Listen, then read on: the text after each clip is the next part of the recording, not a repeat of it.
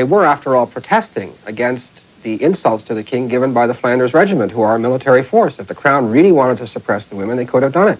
What made that day decisive was the intervention of the Paris National Guard.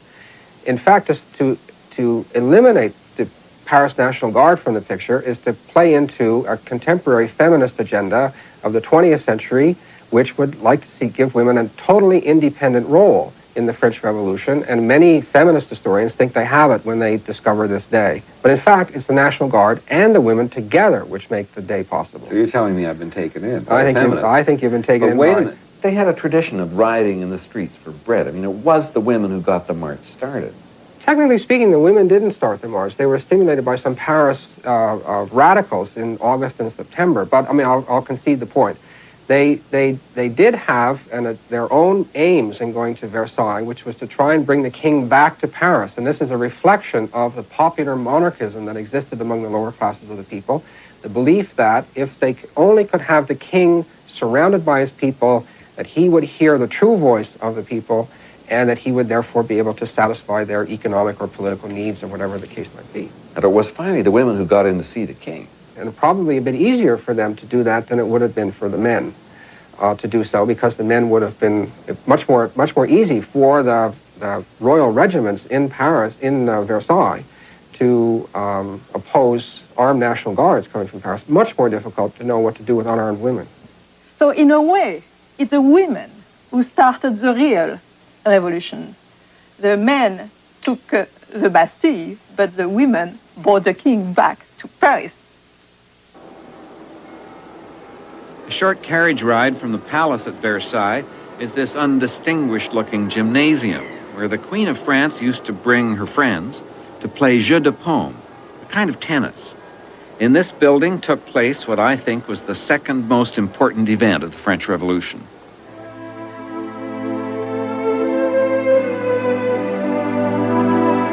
In this hall, the people's representatives adopted a declaration that would become the heart and soul and best legacy of the French Revolution, the Declaration of the Rights of Man and of the Citizen. Here's how it happened. For the first time in over a century and a half, the King of France had called together the Estates General, representatives of the nobility, the clergy, and the Third Estate, which was everyone else, peasants, workers, and merchants. They would help him raise money for the deficit, especially from the nobles and the clergy. But they were not giving him the money he wanted, so the king told them to go home. And then this extraordinary thing happened. The members of the Third Estate said no, and declared themselves a national assembly here in this tennis court. It was in this hall that the members of the Third Estate swore a solemn oath not to adjourn until they had created a new constitution for France. The scene was immortalized in a huge painting by the artist David.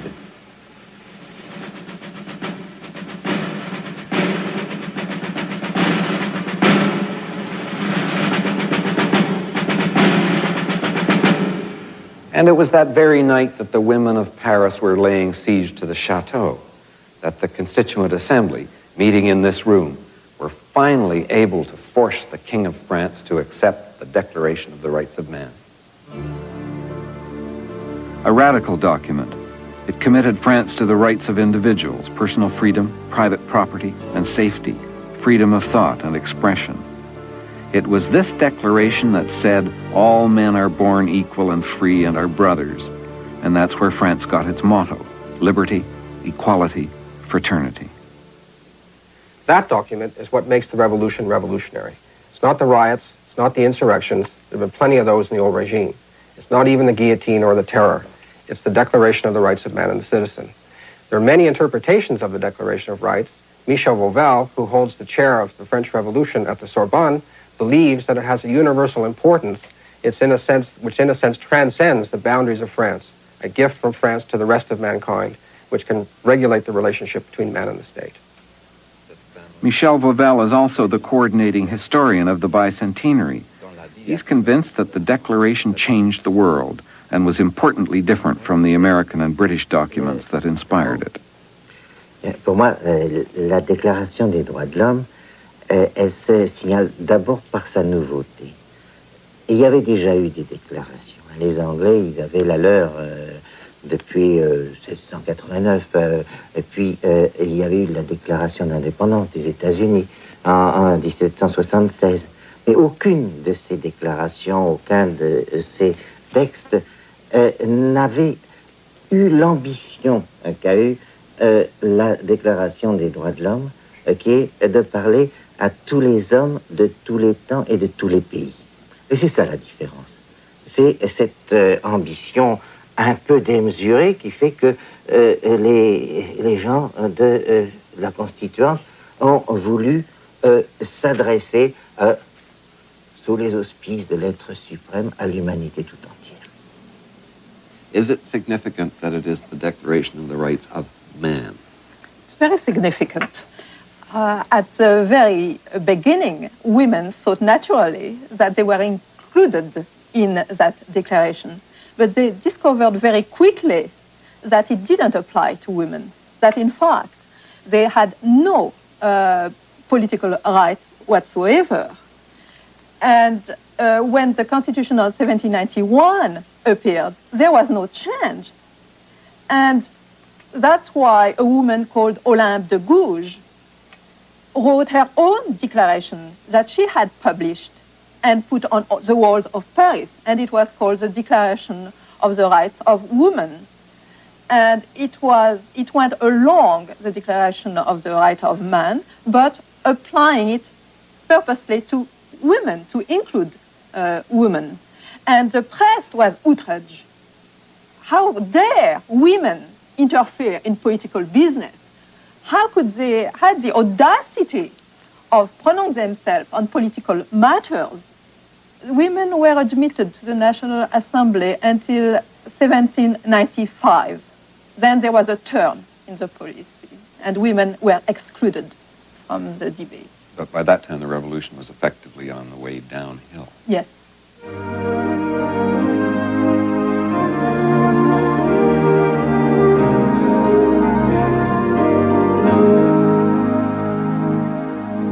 And there's another thing about these declarations of the rights of man in the French Revolution. For the first time, an official document declares that if the citizen has certain duties towards the state also has responsibilities towards the citizen. It does create certain obligations of the state towards the rest of the citizen, to respect the person, to respect their property, to give them a certain amount of privacy. On the other hand, it doesn't really particularly describe the relationship between ordinary French citizens and the bureaucracy of the present-day French state.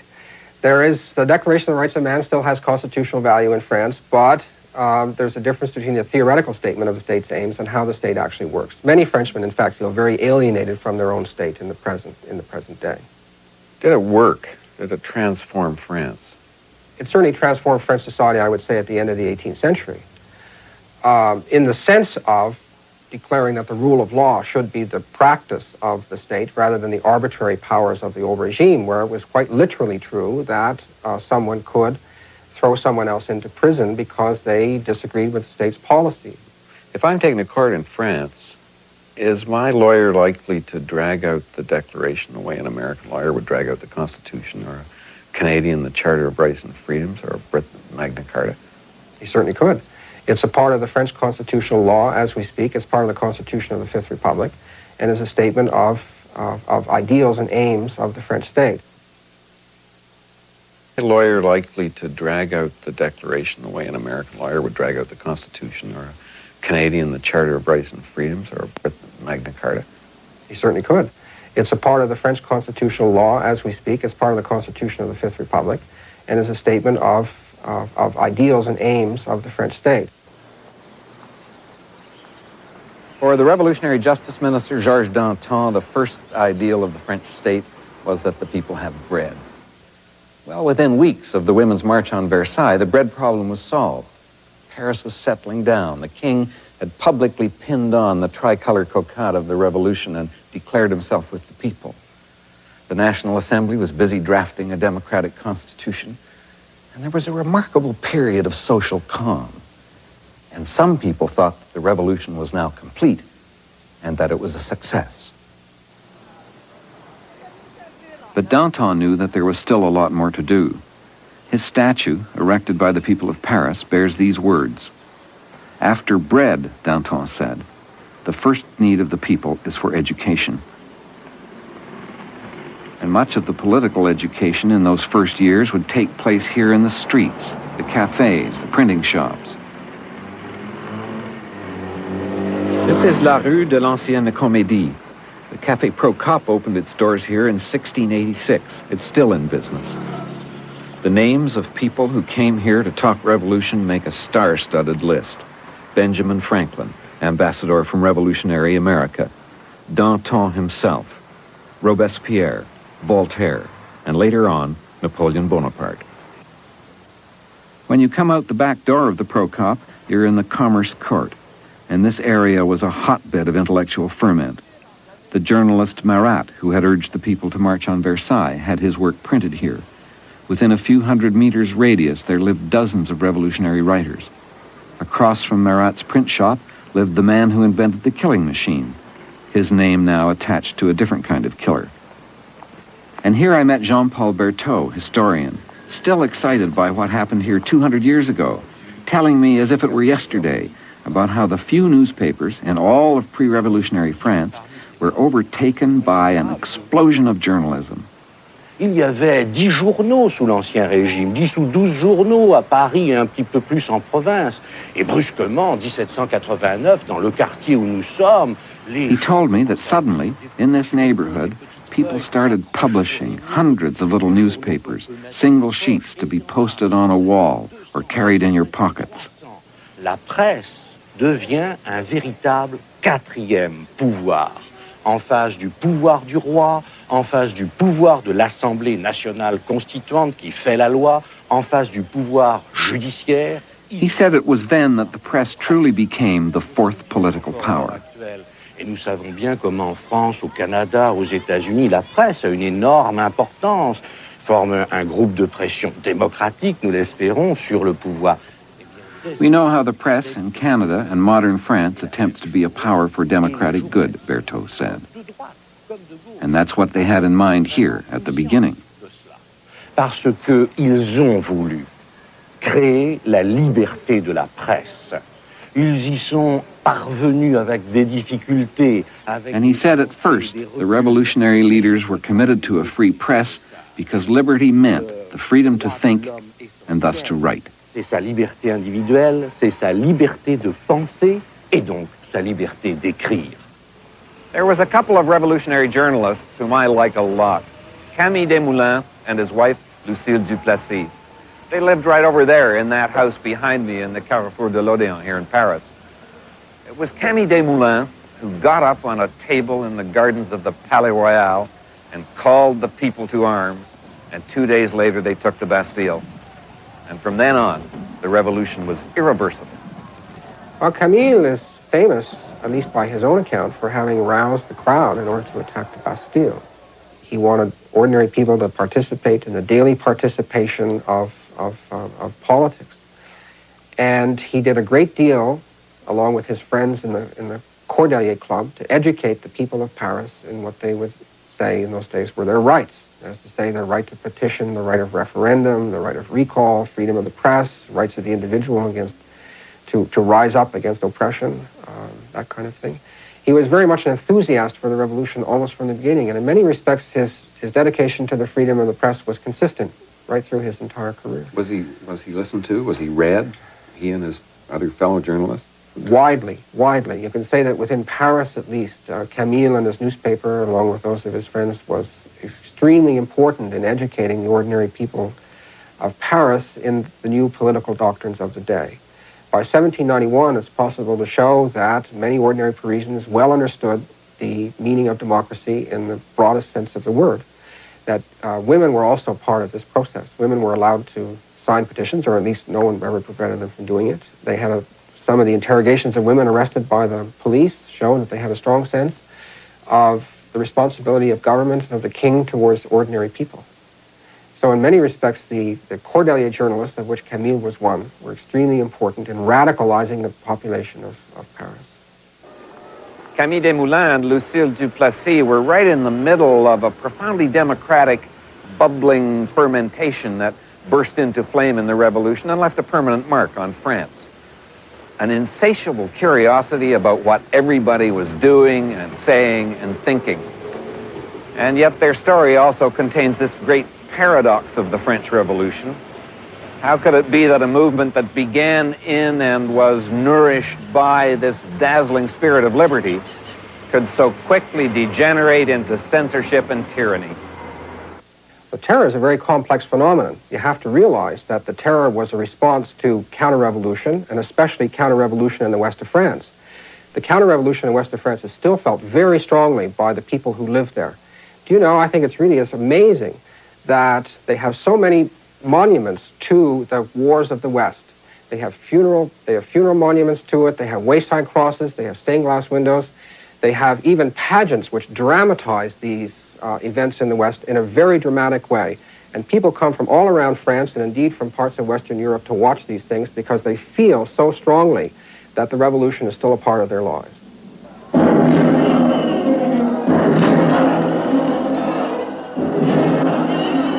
This is one such annual pageant in the west of France.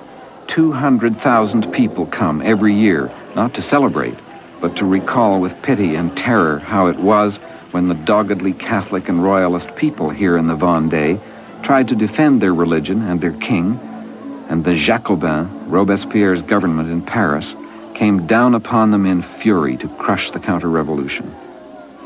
The Vendée refers to a civil war that broke out in 1793, but in fact it had been festering for quite some time before that. Ostensibly, it's about religious issues and the kinds of reforms the revolutionaries tried to impose upon the church. But that got tied in with many lay problems and secular problems that had to do with the disposition of the old regime, with higher taxes under the revolution. Equality of taxation did not necessarily mean lower taxes. In this particular case, it meant higher taxes. It had to do with what happened to rents. It had to do with power relationships between town and country. All of these issues tended to get rolled up in a single ball, which could be easily understood by people under the slogan of loyalty to the church, loyalty to the king who had just been executed. And when the Republic asked the people in the West to sacrifice themselves in the war. What war? The war against whom? The war normally called the First Coalition, in which revolutionary France found itself pitted against every single major power in Europe except Russia. That is to say, the British Navy cruising off the coast, the Austrians and the Prussians invading through the north, the Piedmontese invading through the Alps, and the Spanish coming through the south. So there's a war going on with all the rest of Europe, and inside the country at the same time, a civil war. At the same time. Not to mention the fact that there are wars in other parts of the country as well, where people also refuse to make the sacrifices necessary to defend the revolution. But the Vendée War is by far the most serious. They were able to form themselves into what they called the Catholic and Royal Army within a couple of weeks.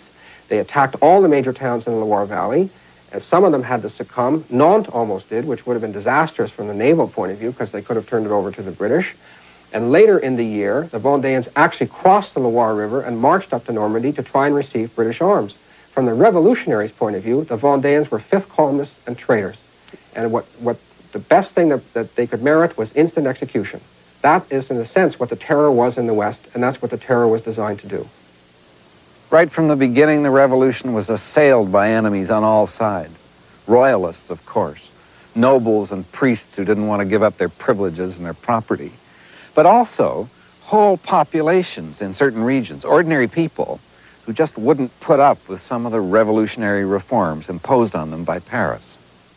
The Vendée must be suppressed as an example. The repression was savage. Special troops called the Infernal Columns in the blue Republican uniforms swarmed through the region, at first meeting defeat from the people, but later restoring their terrible version of order.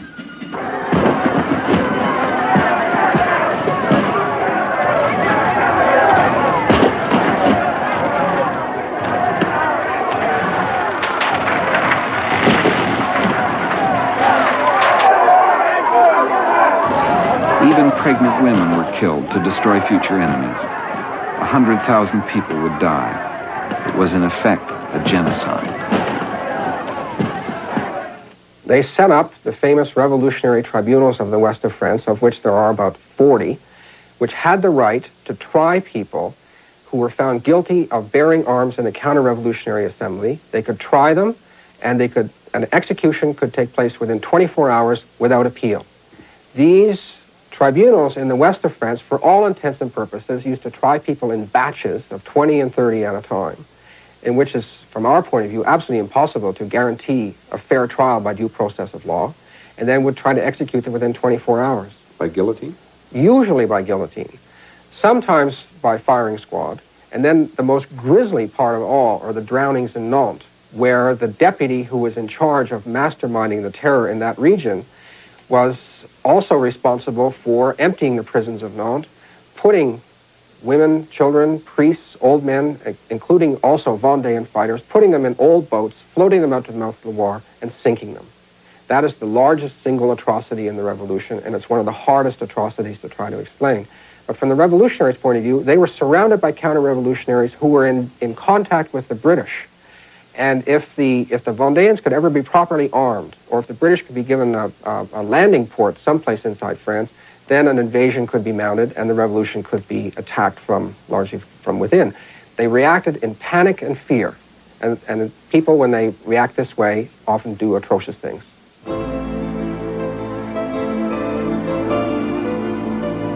Ironically, one of the Civil War's most famous victims was a revolutionary, the journalist Marat, who had urged the people to go to the king at Versailles. Charlotte Corday, 24, from one of those rebellious western regions, believed Marat a key villain and maybe even the Antichrist. She came up to Paris alone. She bought a table knife in a shop. She talked her way in to see Marat, who was soaking his painfully diseased skin in a bath of salts. She stabbed him to death and surrendered, unrepentant, to the housekeeper. For this, she would lose her head.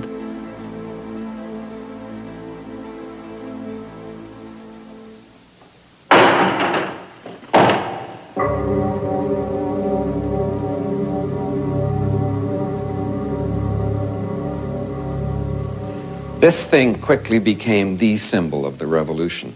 It's one of the few real guillotines that still exist. This one was used by the Republican armies in the Vendée. The very idea of the guillotine makes me shudder. And yet it was quick and clean and egalitarian. Before the revolution, only the aristocrats had the privilege of the quick death that decapitation brings. Lower orders were hanged, or even worse, burned or pulled apart by horses. And then Robespierre declared that every person had the right to the same kind of quick death. Very democratic. During the terror, the guillotine was used ruthlessly. The revolution had lost sight of its principles of justice and compassion. Now it was an atmosphere of fear and coercion, and above all, blood. With the execution of the king in January 1793, the revolutionary factions went to war against each other, including the leaders Robespierre, Danton, Desmoulins, and others. The whole period seemed to be crazed by the pervasive stench of blood. Almost overnight, fear of the enemies of the revolution became an obsession, and the heads of the revolutionaries themselves began to fall to the guillotine. Anybody suspected of not just acting, but speaking or even thinking against the revolution could be dragged in front of a revolutionary tribunal like this one, not for justice, but for death. You know, I think a lot of people think that the revolution was hostile to the king right from the start, that the revolution was anti-monarchical. But in fact, it took the revolutionaries 3.5 years to come to the decision that the king's execution was necessary to save the revolution. In fact, at the beginning, the king was enormously popular. When he came to Paris 3 days after the fall of the Bastille, he was mobbed in the streets. People were absolutely overjoyed, in their phrase, to have the king back. There was an intense sense that the king and the people were united in a common enterprise, and that the king was basically in favor of the people. The crown may be dangerous, the king was not, and Louis XVI, as a person, was enormously popular. It took the French 2 years, at least, to decide that the king was probably a traitor, and with enormous reluctance, the politicians had to follow suit, and the only way actually to get rid of him was to first of all overthrow the monarchy and then put him on trial in the most public way possible to demonstrate to the French and to the rest of the world that he was, in fact, a traitor, that during the war he had conspired with the enemy and that he had largely betrayed France. That was the purpose of his trial in 1793, and he was found guilty for having been a traitor.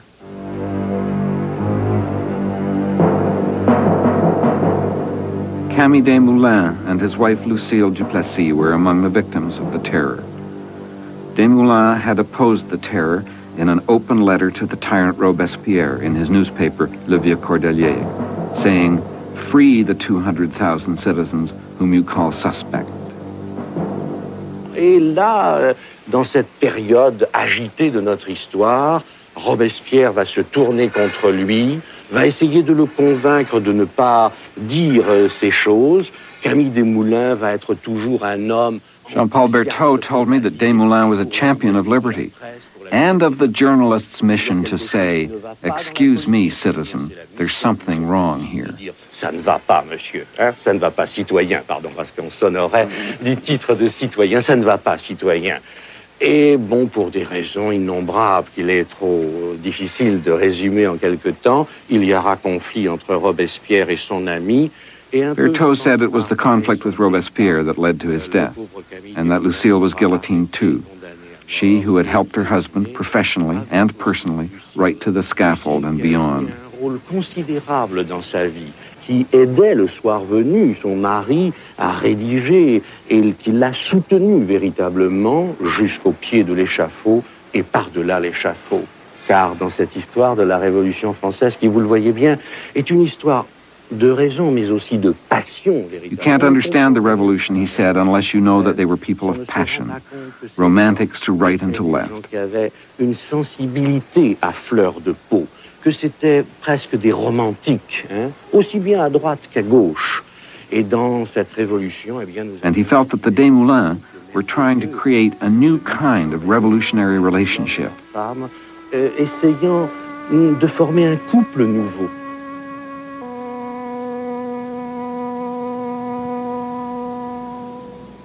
What about some of the great names at the end? Well, the great names in the end died in a variety of ways. Danton would die in a very legendary sense. He was arrested by the Committee of Public Safety on Robespierre's orders because it was felt that he was corrupt and in league with counter-revolutionaries. He spoke in his own defense before the Revolutionary Tribunal. His voice was so booming and so loud and so persuasive that people on the streets could hear it. The government was persuaded that he would be able to rouse a mob in his favor, and they passed a sudden decree depriving him of his right to speak in his own defense.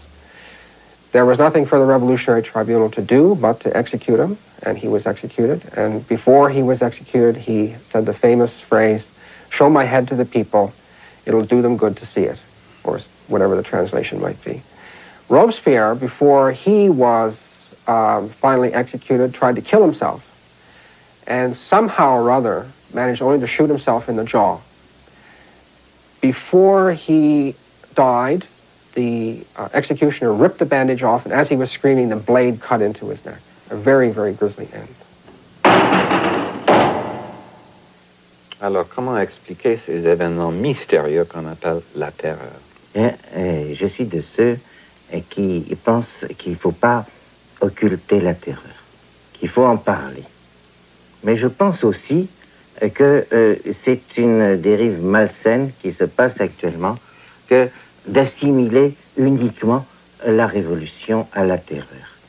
La révolution, elle est violente. C'est une violence parce que c'est une subversion contre un ordre social et institutionnel établi et qui s'est défendu. Et puis il y a eu aussi cette autre composante qu'il ne faut pas cacher, et que j'emprunterai aussi à Georges Lefebvre. Il disait, à la base de la révolution, il y a deux pulsions. Il y a l'espérance et il y a la peur. Dans la révolution, il y a la peur. Et c'est la peur qui a été un des éléments, un des aliments même de cette terreur, de cette crainte du complot, de cette crainte de l'ennemi. Et dans ce combat impitoyable, la terreur a été vécue comme un moment et comme un moment inévitable pour la sauvegarde de la révolution. But the really scary part about the use of the terror is the attempt on the part of the Committee of Public Safety, which was the government of the day, to use the terror and repression and violence and, for all intents and purposes, murder towards the end to try and remake the face of France. That is the really scary part, and that is the moral issue that has to be dealt with. In the name of democracy, Robespierre thought that the only way to establish democracy in the country was to rid the country not of counter-revolutionaries, but of immoral people, the impure. And as soon as the impure had disappeared, then the terror would come to an end. That sounds like pure fascism. Whenever you start talking about purity, I can hear Aryan purity, I can hear Colonel Gaddafi talking about the purity of the Libyan people. I can hear all those purities back through history that make me shiver a bit. I think it should make us all shiver, really, quite a lot. I think it's not so much fascist, however, because it's not based particularly upon race. In Robespierre's mind, it's based upon notions, classical notions of virtue, democratic virtue, the altruistic citizen, the upright man, the person who sacrifices himself for his fellow citizens. This is not based upon those kind of criteria, although I think the result is, of course, just as chilling. We'll murder you if you're not pure and good, and we are pure and good. We, however, are pure and good. I think in the end, the standards of judgment that were being exercised at the top towards the end of the terror had largely lost any kind of contact with reality. Among the women who would go to the guillotine were the Queen, Charlotte Corday, and Madame Roland, the politically active wife of a government minister who lost his fight with the tyrant Robespierre. Madame Roland's execution had a special significance. Her death was reported in the papers as an example given to women who dare to meddle in politics. Women should stay home and not get engaged in politics. What about the bilan, the legacy, finally, for women of the French Revolution? What did women gain from the French Revolution? What did they gain? That's a very simple answer that I'm going to give you. They gained nothing. They were, in fact, worse off in many ways because they seem to have crystallized the hatred of French politicians against women. And they had to wait till the 20th century to get any political rights. Votre bilan de la Révolution? Bien, je crois que ce bilan... I asked Berthaud to sum up. Dans Camille Desmoulins, et dans ce que nous dit Camille Desmoulins, comme beaucoup d'autres révolutionnaires, il nous dit que la démocratie, c'est difficile à construire. Et ils ont fait cette expérience, parfois dans la violence qui était aussi de l'autre côté. He said the words of Desmoulins would do nicely, that democracy is difficult to establish and to manage, and that it's easy to lose. C'est difficile parfois aussi à gérer, mais c'est plus facile maintenant de la gérer que de la construire.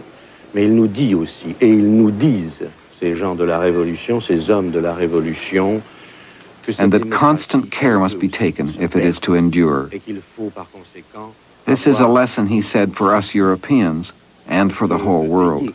À ces principes démocratiques pour faire en sorte que la République qu'ils ont ensuite construite demeure.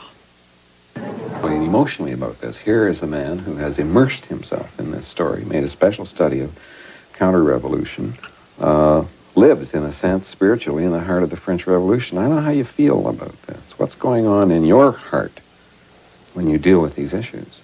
I think that on a very personal level that the French Revolution is a tragedy, and that it presents a huge paradox for those who are largely in favor of its principles. And I think we in the 20th century can find it very difficult to be hostile to those principles. The founding principles. The founding principles of the Declaration of the Rights of Man. How could a document which we can all agree with nonetheless be the guiding principle of a democracy that's somehow gone wrong? So you're troubled about this personally as you work Absolutely. through this. Absolutely. You're committed to these people, but you're baffled by them. I think this is the eternal fascination of how it is that the failure to establish a democracy in France in the 1790s, when in 1789, certainly when the revolution started, there was a universal support for the revolution. How resistance mounted to the revolution, and then how the revolutionaries decided to deal with this. If there is a kind of basic problem with the French Revolution, it is that the revolutionaries themselves equated dissent with treason, almost from the beginning. that dissent was somehow or other disorder, and it had to be repressed from the start. It was the failure to accommodate different kinds of opinion, to be tolerant in the 20th century sense of dissident political opinion, whereas they sort of go off the rails. The other paradox of it is that they use all these justifications for the terror to try and repress counter-revolution and remake France and so on. But of course, we should remember it ended up in a dictatorship. And very quickly. And very quickly. There was nothing left of the revolution by 1799 when Bonaparte took over. So 10 years. 10 years. In which the people who surrounded Bonaparte were trying to fashion something out of the catastrophe of the previous 10 years. All they thought they could probably do is save the state and also save private property. Not against an assault from proletarians or socialists or any other sort, but of what they thought of as criminal brigandage, because the state had largely broken down and had very little authority by 1799.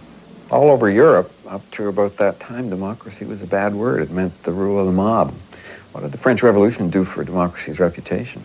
Well, in the short term, the revolution probably covered the name of democracy in blood. It was a terribly easy propaganda weapon to hand for the reactionaries and the counter-revolutionaries of early 19th century Europe.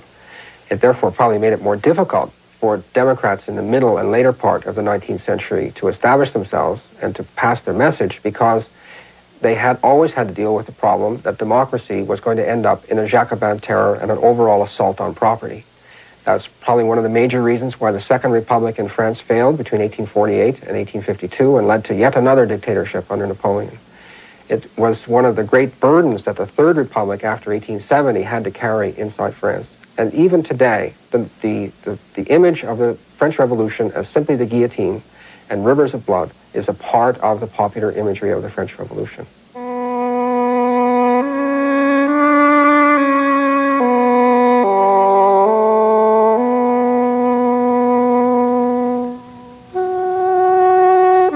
Millions of French men and women detest the memory of their revolution, and there's even a royalist movement now, a big one. 17% of the French people would like to see a king back on the throne of France. There's even a claimant of the royal blood ready to sit on that throne. I believe that all the positive, constructive work of the revolution was really complete at about that day in October when the women brought the king back to Paris. If he had then only stuck to his commitment to reform, there wouldn't have been a bloodbath, and France would not have had to wait so long for democracy. The terror was a terrible setback. And yet, even though the revolution ended by turning its back on democracy, I think that in those heady, creative days of the summer and fall of 1789, the revolution prepared the road upon which democracy would arrive 3/4 of a century late, but just as surely as the sun comes up.